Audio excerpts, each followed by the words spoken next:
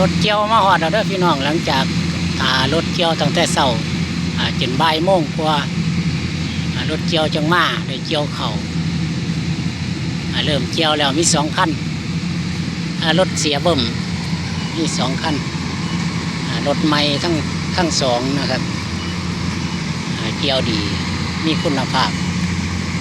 ไว้ใจได้พี่น้องการเกี่ยวเข่าซุมื้อง่ายพี่น้องบ่ได้ลำบากนั่งรอทาเอารถมาเทียบแล้วรถมาเทียบตลอดแล้วบ่คือสมัยเก่าเนาะสมัยแต่กี้สิมีดำเกี่ยวแล้วก็สิได้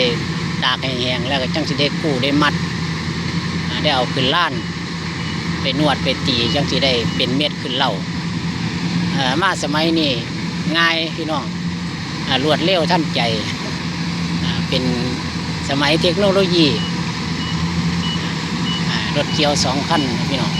เกี่ยวน้ำกันเกี่ยวแป๊บเดียว3-4 ไร่5 ไร่เนี่ยก็คือแป๊บเดียวบ่โดนพี่น้องพี่น้องชมแล้วก็เป็นกำลังแรงใจให้น้ำเด้อ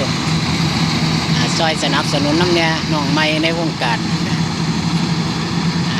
พ่อใหญ่วิเชียรเทพศิริอย่าลืมพี่น้อง